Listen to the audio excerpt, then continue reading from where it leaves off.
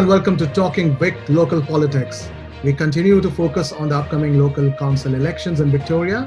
This week we have three South Asian candidates joining on our panel: Nusrat Islam, Deepti, Alurkar, and Liaqat Khan. We are also joined by City of Paramatta NSW's councillor Sameer Pandey, who is a special guest today, along with Manoj Kumar, a seasoned politician, and Saksham Katyal, a community and business representative. A warm welcome to you all. I will start with providing a brief info of each candidate. They can add more to it later.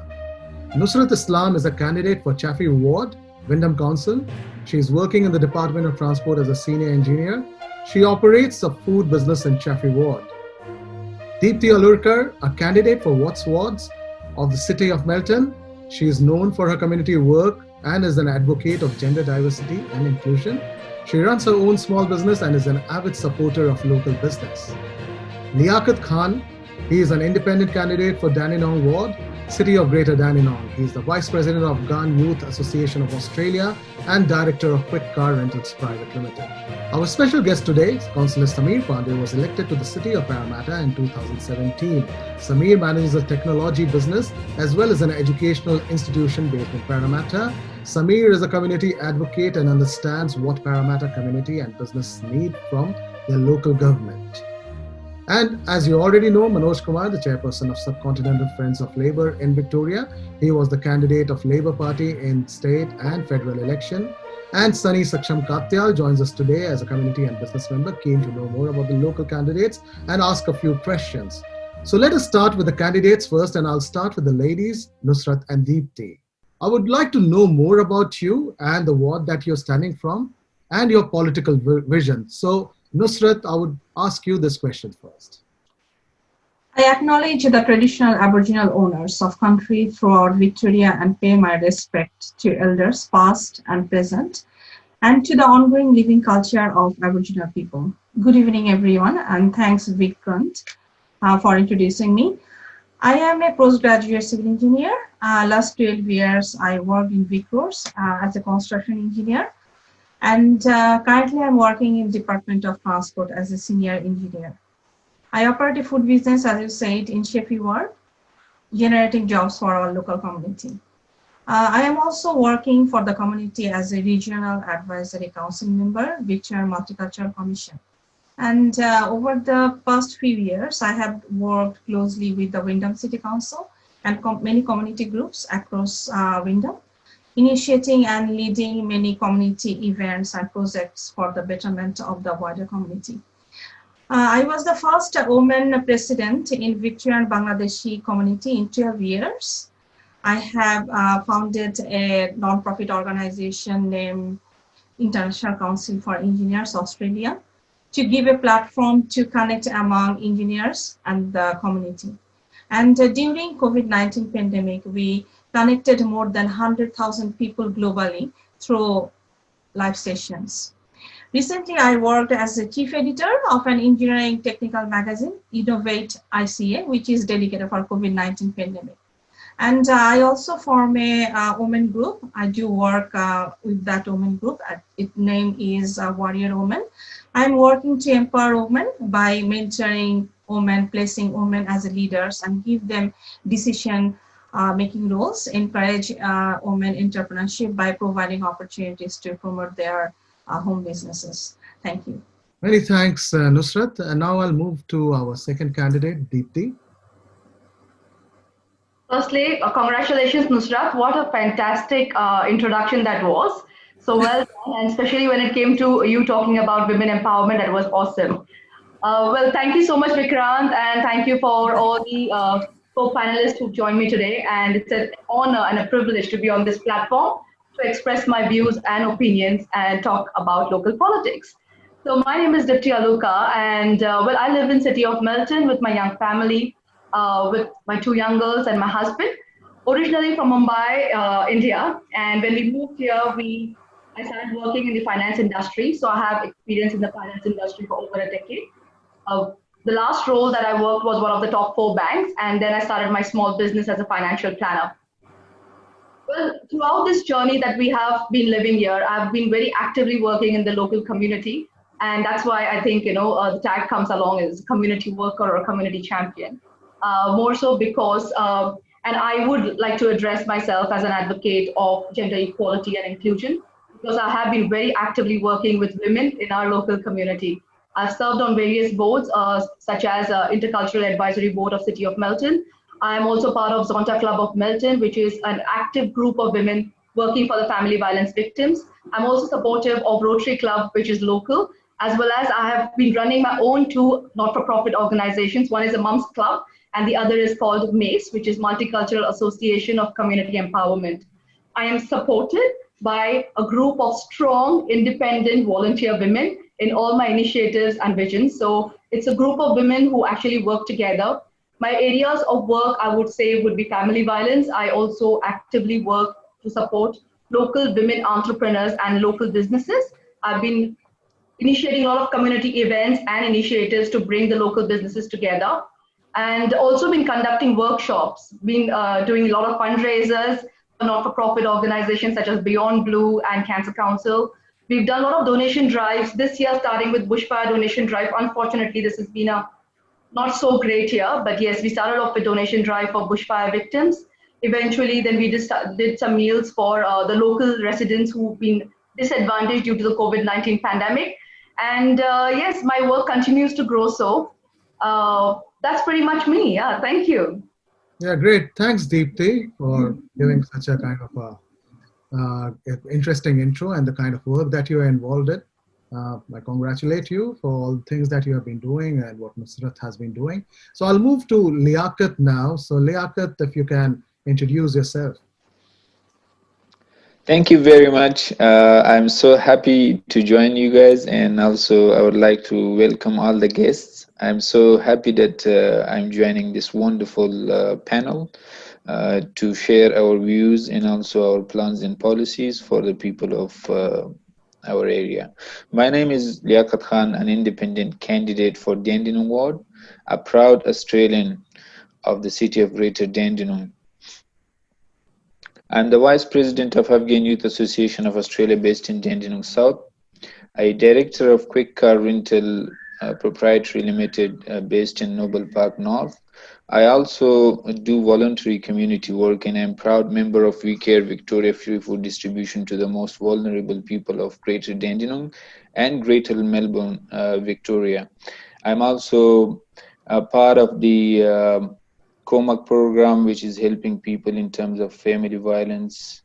I'm also part of the One Vision Aid, which collect charities for the most poor people and vulnerable people in different countries. I'm also the former Australian Defence Force Advisor for Afghanistan. Previously, I was the FM radio journalist, owner of a language in IT institute, and the owner of retail business in Afghanistan. I'm also involved in politics since 2012. I was a mentor for provincial governor of a new democracy in Uruzgan, Afghanistan. So from the side of Australian Defence Force, so I used to work with ADF together to promote the new democracy in Afghanistan. Here in Australia, I'm involved in community service since 2015 in Newcastle, and since 2018 in Greater Dandenong. I have strong ministerial level political and social network, and I work together with all federal MPs and ministers to help our multicultural communities in best ways possible. Thank you. Great, many thanks, Liaqat. Now I'll move on to our guest, Sameer Pandey. He joins us today from NSW. He's a councillor, as I said. He's a councillor at Paramatta. So, Sameer, what would you like to, would you like to talk about your views on council elections and the work that council entails? And of course, a brief introduction of yours would be great. Sure. Thank you, Vikrant. Thank you for having me here today, and congratulations to all the candidates. It's a very important step that you have taken, and congratulations for making that decision to come forward and work with your local community. Council is the place where you are closest to your community. State, federal, you are not as close as you are in council. So congratulations and thank you for taking that step. In terms of my role, Vikrant and everyone, I've been in council since 2017 now, so almost 3 years this September. I'm a member of Labour Party, and I was a Labour candidate in the city of Paramatta. In Paramatta, we have 15 councillors. There are 5 wards. As far as my background is concerned, I have background in education, in health, in law. I run a business now. And this all has helped me to understand various aspects of council and the role. Council traditionally used to be rates, rubbish, and roads. That's how councils were started. But that was changed, and then quite a few things came to council as council's responsibility. And over a period, there has been a lot of cost shifting from the state towards council. And I'm happy to expand on some of those things. Let me know, Vikrant, at what stage you would like me to do what. I'm happy to work with you on that. See, councils look after a range of things, but there are a few things which is not council's responsibility. But council can always work as an advocate. It can be an advocacy to towards certain areas. So, for example, things like local libraries, for example, council can advocate for some funding. There are other main state roads, for example, council can advocate for that to be improved, for example. There are state projects where council is not the responsible party, but again, they can be advocating for on behalf of the community. So just because something is, and that also leads us to the, to one thing which you have to keep in mind during the campaign, that we don't overpromise. We don't promise things which council cannot deliver. We have to be mindful of what we are promising, and especially if we are first time a candidate, there are things where people will promise everything, and the community knows what we are promising. So I think they're keeping an eye, and they will be making a judgment on whether to support you or not based on what you're promising. And your understanding of local matters. Some of the things that we can look at is obviously understanding local problems. Quite often people run council elections or other elections on very motherhood statements like education, transport, health, and those sort of things. It is important, but council elections, what's also more important is how well you understand the local community and their challenges. Do you know that there is a lack of, let's say, facilities, community halls? Is there, a grant issue? Is there a funding issue for local sporting clubs? Is the parks looked after? Is there enough parks? And, car parking, local parking on the street, businesses, how are they affected? And what are their challenges? Do you have enough parking for the businesses? So there are a lot of local matters that we need to look at, or we should be looking at. Is there a local, issue? And these things will happen only when we go and talk to some of those groups. We talk to the community and listen to them. And I think that's where probably it will help the candidates to go to the sporting clubs. Now, Deepti, you mentioned you are part of quite a few clubs, and Nusrat yourself and Liaqat. And I think that helps. Talk to other clubs and sporting organizations, not-for-profit organizations, your local schools, PNC. There might be issues around traffic, local traffic around schools, for example. Now, council can definitely assist with those things. If there is this, if there is parking issue or people are not following the rules, there is, you need to put a pedestrian crossing. All these things are something which council can look for. And I think so in that sense, understanding what matters to the local community is, I would say, the first step in terms of creating your portfolio of what you will be doing when you are in council, if you're elected. Thanks, Sam, for that information. So I'll now move on to Manoj before coming back to you later. So with Manoj, what I would want to know more from him is that this time we are seeing candidates from South Asian background, in hordes coming into the elections. Okay. And in some of the wards, especially in Windham Council, that we see, there are almost 16 or 17 Indian or people from South Asian background. So this is a kind of a big change that we are witnessing, and you have been in politics for long and you have seen it across all the levels as well. So what is your comment on the changing scenario and a higher participation of South Asians in the local councils? Thank you, Vikrant. As Sameer has also mentioned, in council election, you have to be honest with the local community. This is very important.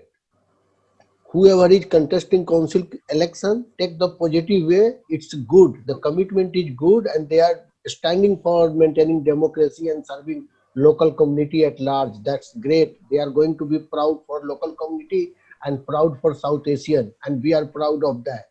But at the same time, they have to see that whether their intentions and commitments are to brand the local community, to serve the local community, to serve the council and brand the council, or to serve themselves, or to defeat some other candidate, or make something.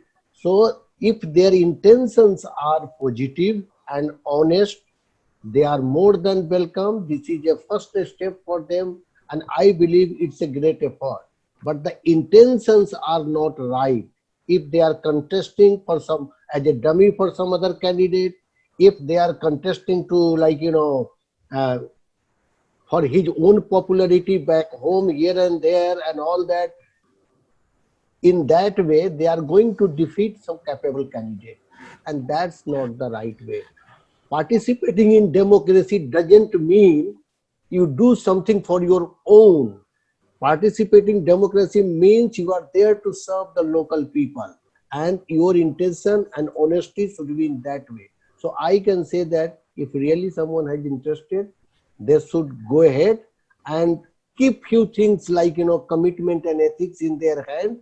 And what Sameer has said, go to the local people, shake hand, try to understand them. Even in 1 month, you can do more. You can create some vote for you rather than moving here and there outside your ward and council. Thank you.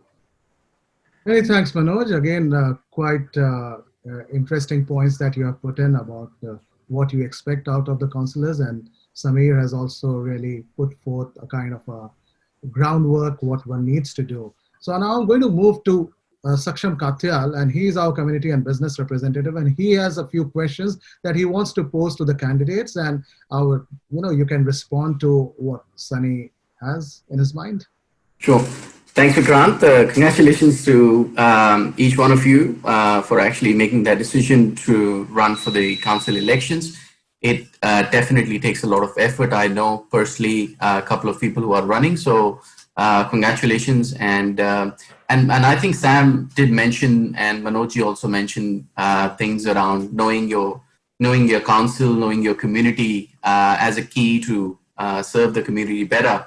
So maybe perhaps I should start by asking all the three candidates who are here, just how much they know their councils. Can you please name the top 3 sources of income for your council? And just to make it easier, I know rates is one of those, one out of those 3 sources. Can you please tell me a little bit more about how councils calculate those rates? Maybe we can start with Deepti. All right. Thanks, Sunny, for asking that question. Yes. Well, for my local council, I do understand that, I did go through the budget that has been announced recently. And I did understand that we do incur a lot of, our main primary income is through rates, of course. And the second that the Melton City Council is resourcing right now is from the grants that we are actually receiving from the state government at this stage. We are running in a deficit of 8 million approximately. Don't quote me if I may be wrong, but I'm estimated. And yeah, sorry, is that what your question was, or did I miss something? Yep. So you've named 2 rates and the grants, and maybe. Well, there could be the source of income you're talking about. We actually get even the animal registrations. Sure. And all of those businesses, actually their registrations also get paid, and that's also the income source for the council. And that's where we actually are able to provide the resources to the local businesses and ratepayers in terms of services. And that's basically it. Sure. Thank you. I think we'll move on to Nusrat on the same. Oh, okay. Yeah. Look, thanks, Sunny, for asking that question. Basically, so that is very good question. That how council incoming how the council is generating money. So first of all, yeah, in Wyndham Council, obviously rates, and rates are calculated based on the house prices. And secondly is a building planning, because there are lots of charges for to getting the permits from the building constructions and all those things. So we are generating money from there as well. And obviously the state funding. So there are many grants we are getting from state and federal. So in that way, Wyndham Council is generating money. Yeah. And I think this year we got like 400 millions to spend. So every year we get like $1 million to spend for the local community people. Yeah. All right, thanks, Nusrat. So now we'll move on to Liaqat. We'll keep the same question from Sunny.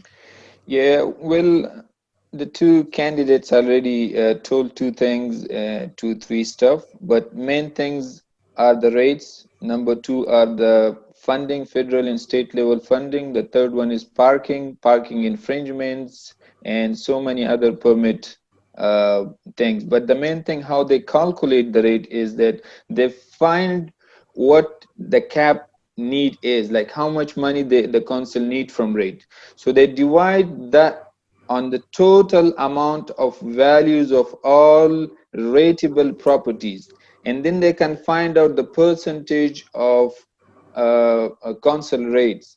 So then every property owner multiply that to the rates, and they can find how much rate should they pay.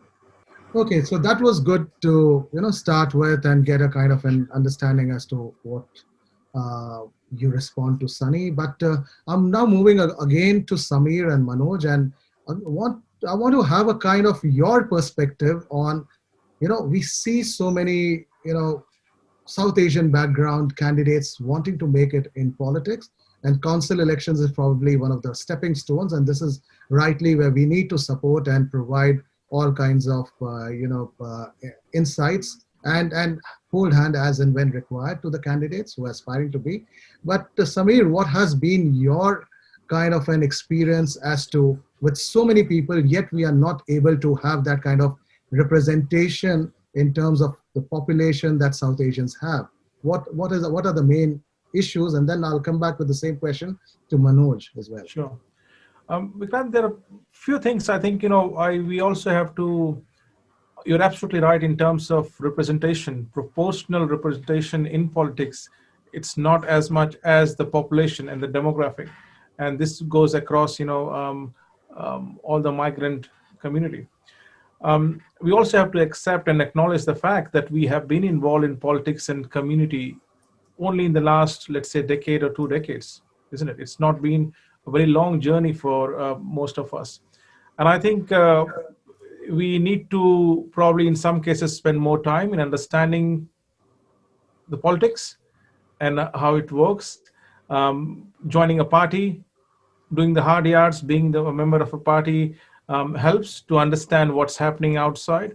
Listening to some of the leaders and community advocates and community leaders helps. So I think, it's a journey, I think.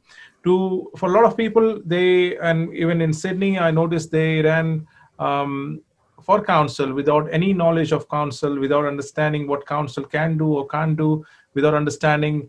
And I think that's sort of, if you're talking to someone and if you're not telling the right things, and if you do not have enough understanding, I think we lose the credibility. People lose credibility if they're not able to demonstrate that that they have the understanding and the knowledge. 3 things I'll say people should understand: people, policy, and power. You need to understand your people who are going to vote for you. You need to understand the policies. You can't do something, you can't promise everything. There are things which councils can do. There are things which council can't do. And I think it's important to understand that. And the third thing is, you need to understand the power, and make right use of it. And I follow that in my council decisions.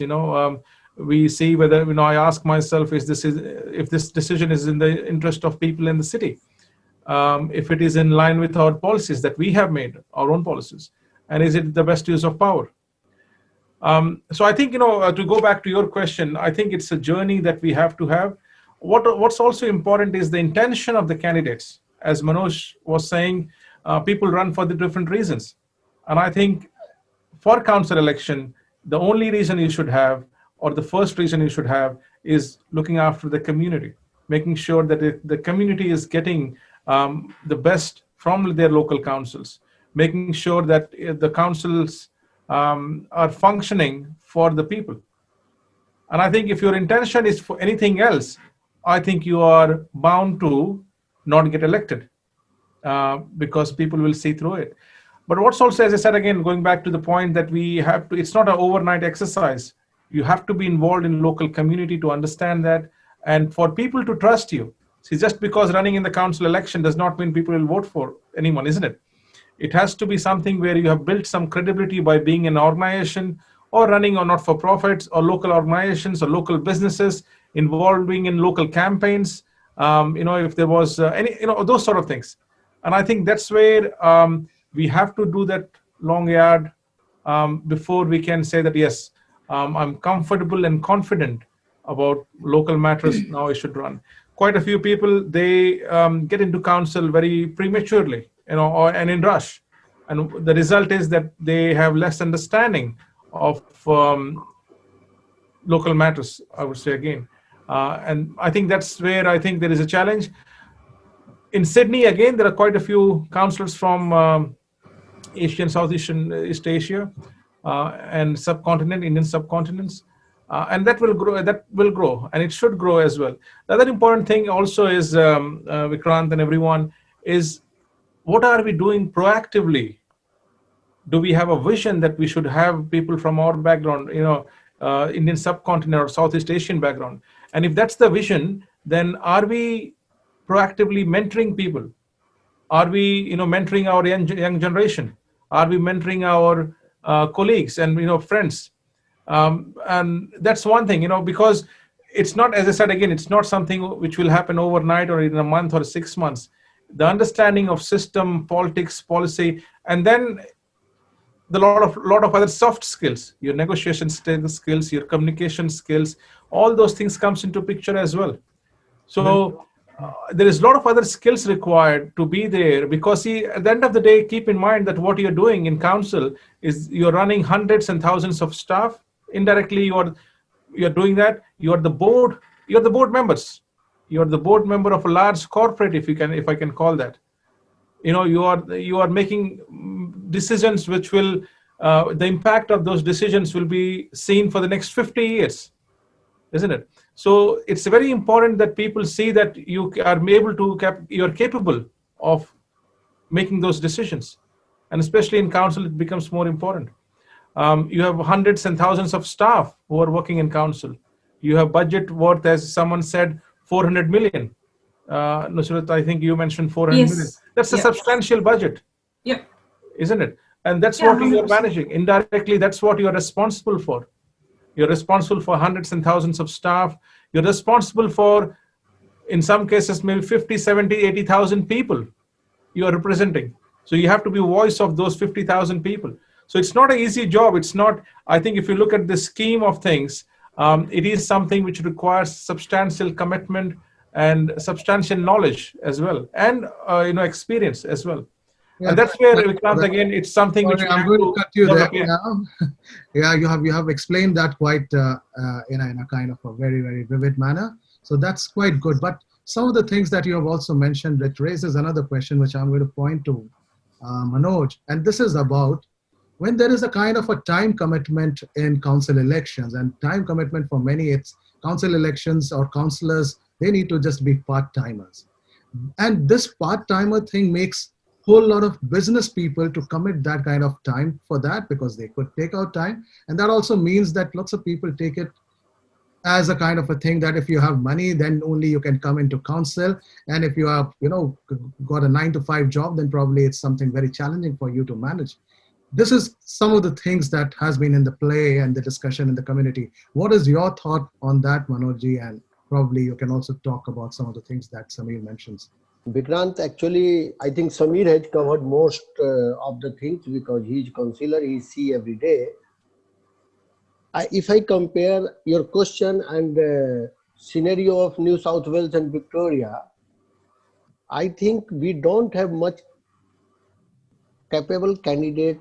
We are not giving much in the council election, and what happens due to the reason what you say, part-time job and all that, because a lot of capable people, they don't want to come contest stand. Second thing is that as you said, the money people, those who are businessmen and all that, they came for just the third thing, power, policy. They don't, I don't think policies and other what he said, but power is important factor for them. So they come for the power. Like somebody, they run some event company and some big company, some different other company, they say, oh, too many people knows me. One person said, oh, I'm accountant, I have 5,000 people, our clients. So he contested council election. So if your intentions are like that, you are not going to help yourself and you are not going to help other also as a South Asian community. So we have to decide in each ward who could be a potential good candidate, and if someone are already good candidate, just support them. Don't try to support people on the basis of which next to your village back in India or some South Asia. You should choose the candidate according to merit. I heard that in Chaffey ward or some Harrison ward, 4 people contesting from Bangladeshi community. Now the community is so small. Of course, it's a democracy. You can't stop. You could have 100 candidates, and that's the best way of democracy. But we are just emerging community, so we have to see that how at least 1 or 2 people could get elected, and we should try to balance on that and do the like internal negotiation. What Sameer has said, mention, and we should discuss and we should find out our candidate on that basis. Great, many thanks, Manoj. So, and we have got 3 really, really good candidates here and who have given a kind of a perspective of their kind of vision and all, but we would like to delve more on their vision and what they are planning to do in the council. What are their, the kind of plans and approach about it. So Sunny had a few questions on that. So Sunny, I'll move on to you. Yeah, sure. Thanks, Vikrant. So coming back again to your plans, as Vikrant mentioned, I just want to know exactly, we all have seen this COVID-19 kind of reshaping everybody's plan, whether it's a federal, state, or, any organization. We are looking at 7% contraction from a GDP perspective. That's kind of, tossing every plan that anybody had. So you guys have been in the fray. You guys have been contesting, at least showing your interest to contest elections, and must have made your plans like a year ago or 2 years ago. Looking into what we've seen in the last 6 months, what has made you rethink those, about those plans, and what exactly are you looking to do out of council? Because I think, as Sam also mentioned and Manoj also mentioned, a lot of people are not sure when they contest for election that what exactly a council can do. I've seen people talking about federal issues without even knowing that whether it is something that the council can do, and I personally feel that you rather stay out of council, because if you're so passionate about that issue, you rather stay out of council elections and rather focus on that issue if advocacy is what you love doing. So it's very important to be very specific and focused. So from that point of view, how focused you are looking into all the changes that we've seen in the last 6 months, especially in the COVID-19, and what impact that has had on your plans in the next, let's say, 1 year or 3 years or whatever time frame that you're looking to work in your community. Maybe I start with that.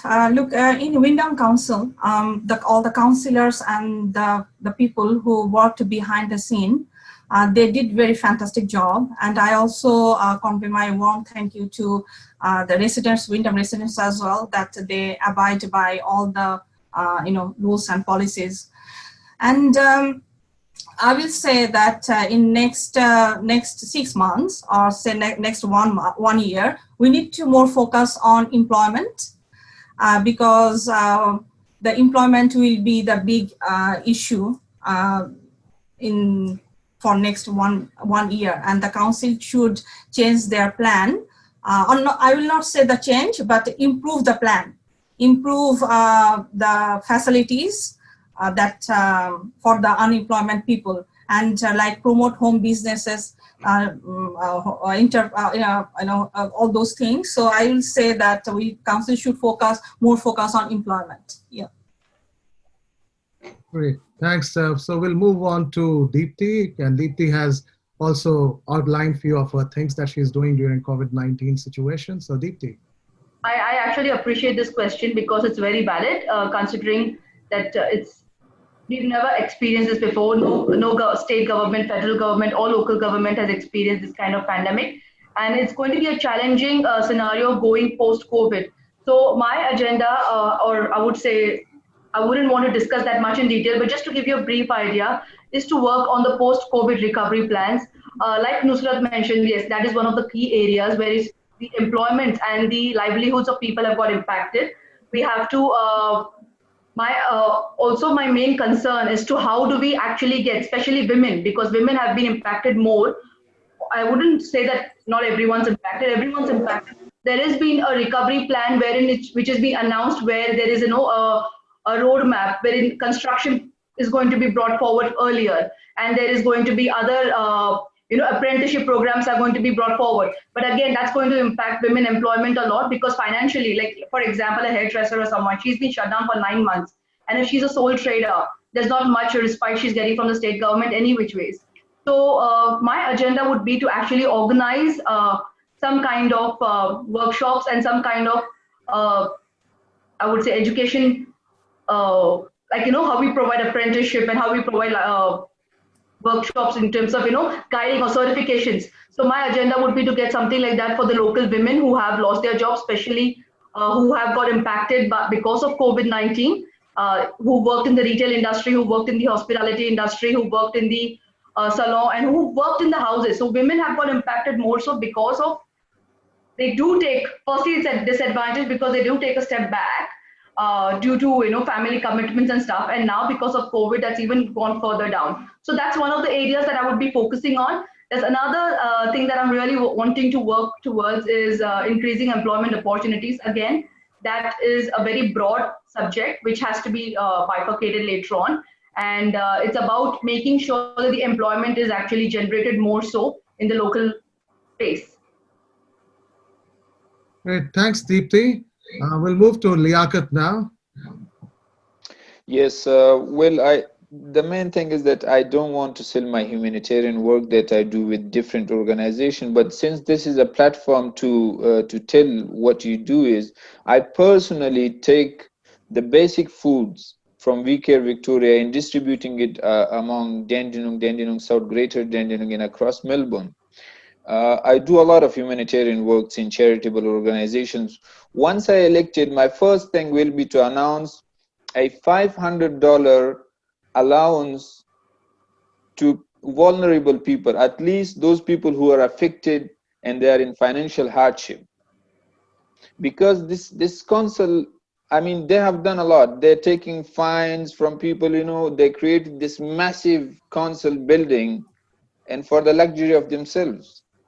I mean, what they give to people, what should they give them? The main thing is they give them a infringement notice. They give them parking fine. They do not give them a free street parking. What I will do is I will first announce a $500 allowance to vulnerable people who lives in Greater Dandenong. Second, my most important thing is that businesses outside the plaza in Dandenong, they do not have free parking. Dandenong Plaza has 5 hours free parking. Outside the plaza, businesses have no parking. They have to pay a parking fee. So the street parking, it's very unfair so that the street parking should pay their fee. In that case, if we make the street parking free, that will enable the flow of customers to these businesses.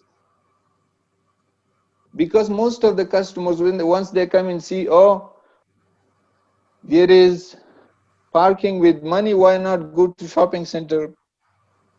Why should not we stand there for 5 hours? So that's very unfair. Most of our current council leadership, if they have businesses there, I don't mind, that's okay.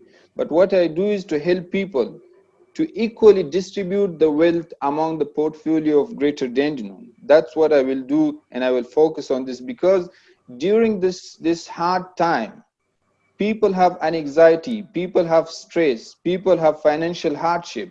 And that's what we do. We have to help people. We are for people, we are among people, and we should help people. Great. Thanks, Liaqat. Sounds like a populist plan, but maybe it might work at this point of time. So I will now get you all to wrap up your thoughts. So I'll start with Sameer to give his. Can I just comment on some of the things which were raised, just Yes, as my humble suggestion? Yes. So if I so one of the things which will definitely help all of you, and this is public record, you go to your council's website and look at the council's business paper. So all the decisions which happens in council is all documented. The minutes are documented. In some councils, there are videos of those council meetings. I would definitely recommend to watch some of these videos and look at least 1 or 2 business papers to see the kind of decisions that councillors make. Now, going back to some of the things, and also, Liaqat, your idea of the money, $500 allowance, and those, they're good. But you also have to see and justify. People will ask you these questions. Do you know how many of these people are there? And if there are 1,000 or 500 or 2,000, multiply that with the amount that you're saying. Where is that money coming from? As someone said, that one of the local council is in deficit of 8 million. Are you being financially responsible if you're doing that? And I'm not saying that it's good or bad. I'm just saying that, see, these are the kind of things that people will ask you that question as well. So be prepared. To having a policy is one thing, but making sure it's funded and making sure that you have thought of all the pros and cons of that policy direction. And it's extremely important that we support people who are vulnerable in our community. In our council, there are a range of things that I have done personally, which initiatives which I have taken towards that path. There are groups who, people with disability, for example, and in Paramatta Council, we are doing a lot of work. I've taken quite a few new initiatives to assist people with disability, which sort of has, which are, they are 20% of our population. 1 in 5 people have some form of disability. So I think that's also, it goes back to my first point initially, which I made, which is to understand your demography and understand your people. What kind of people live in your ward, and what are their challenges? Definitely, Sam, sorry to disrupt. With respect to you, the council has money, billions of money, millions of money to spend it on their own council, for their own offices, to sit there in a luxury life, and they have their own luxury house there, and they come and sit for luxury life here. And from last 15 years, they have their blanket with them in council. They can't do anything. Their education is, most of the education level, it's lower than high school, and they become our mayor. It's very unfair. I want fairness for people.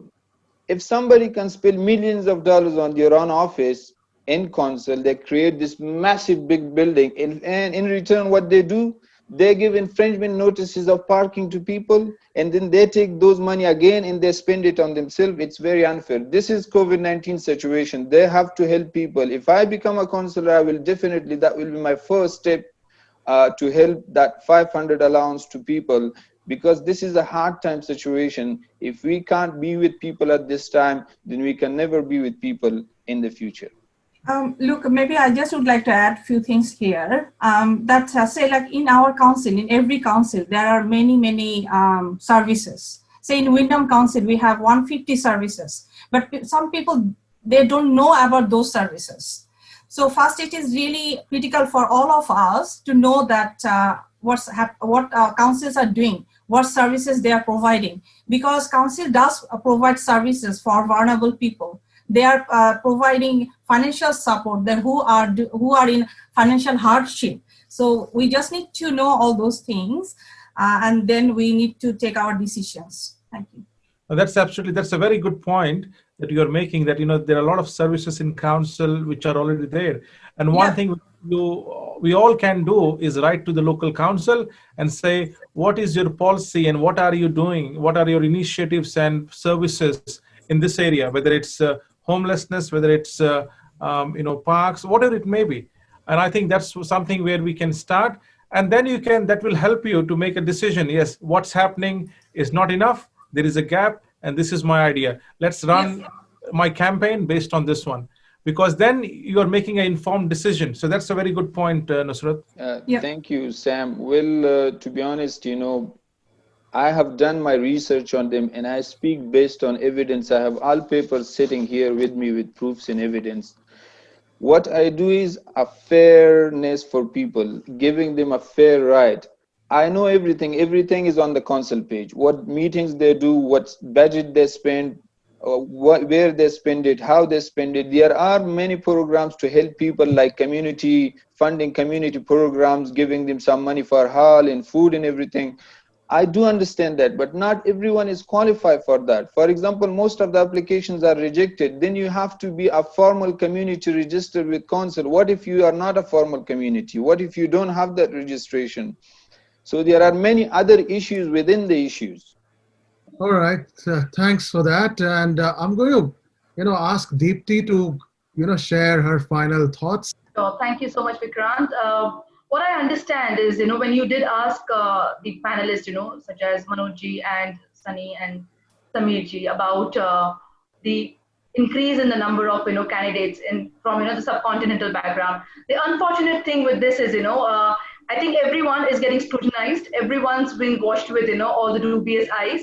But at the same time, there are, I think, the community members who can see the real work from the one that is, maybe not that genuine, or maybe who do not have the right intentions or right agendas.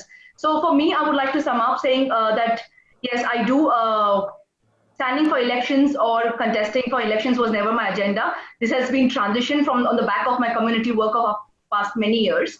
And the whole reason that I'm standing here today is because I know that I do receive messages, and I do receive on Messenger, on other social media handles, about how I am motivating the women of multicultural backgrounds, as well as young women who are getting inspired by what I do and with what initiatives I've taken locally. So to sum up, yes, there are a lot of things that we can discuss about, how the council works, how the council runs, what is the budget, what is the allocation, and all of that. But what's more important is to have the right, the heart in the place, and also at the same time be the community connector, which I think I strongly am. I am wanting to bring in if I look at the budget, and like Liaqat, to some extent I would agree with him that when you look at the budget, it looks all good. I have no discussion here with, if the council is doing their job right or not. But again, there has to be more transparency, there has to be more honesty, and we can probably, and I think it's about the reachability and accessibility. And that is what I think he is trying to specify here, that it's not accessible to everyone. And that is what I'm trying to achieve by being from a diverse community and a background, because we need a representation at this stage. And it's more important that, I see that if I put a post or if I put a note, there is more accessibility and more viewability, which for people who've never taken much interest or keen interest in that before. So I think that's a very important agenda for me at this stage, to bring accessibility to more people, to bring transparency, to bring honesty. And I think that goes well with what I have been working for past many years. So I would really appreciate if us as community, actually back up the genuine candidates and support them in their endeavors, because obviously being a first timer, and especially in COVID situation, everyone's got impacted. I'm a mom, I've got 2 young girls. Right now while I'm doing this interview, I had to put them away, engage in some activity. So we are juggling many things. So I would appreciate, the questions, yes, great. But at the same time, also the encouragement and support to the genuine candidates who are having the right intentions and who are actually keen to work for the community. Thank you. Thanks, Deepti. And there are some valid points that you are making. And that's what we are here to do, as a kind of positive platform, to give this platform to people who can raise the kind of things that they want, and also share the vision, and which you all have done in a successful manner. And having Sam and Manoj also gives us a perspective as to what is the expectation of people who have actually achieved that, who have seen that up close and personal. And that's why. So Nusrat, I would ask if you want to wrap up with any of the things that we have not covered, but yeah. Look, in my agenda, I'm going to be focusing on 3 issues mainly. One is like accessible services, all services to the residents. And secondly, I'm going to be focused on obviously the employment. And the third one is like infrastructure. So like sustainable infrastructure, like outdoor pools and parks and all those things. Look, I just would like to see a prosperous and connected Wyndham, like a council for people that care for education, health and well-being, that cares for its environment, valuing diversity, appreciate everyone's strength, like show respect to residents' opinion, and to be considerate. So a council, it can influence many aspects of our lives.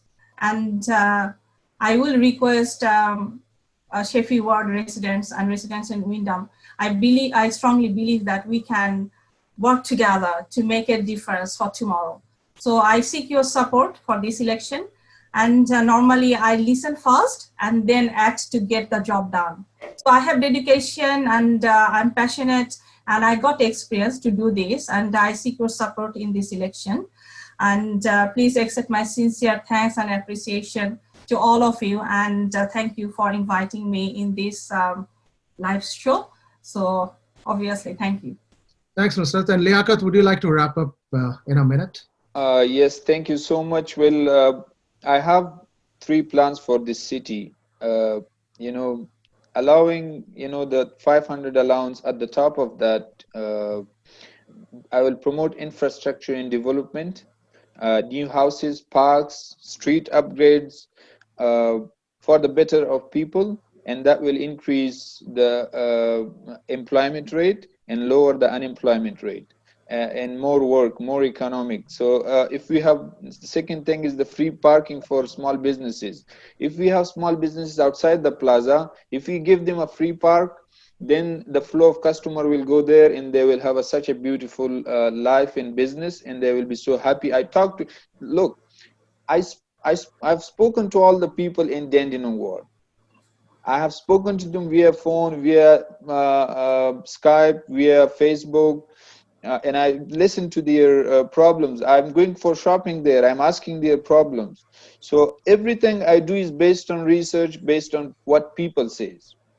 And the third thing is that I will invite all local multicultural communities and tell them about their rights and responsibilities, because people are kept in dark.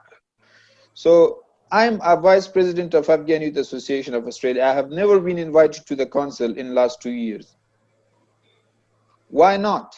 I will invite all the community leaders, sit to them, talk to them, tell them about their rights and responsibilities and benefits of council.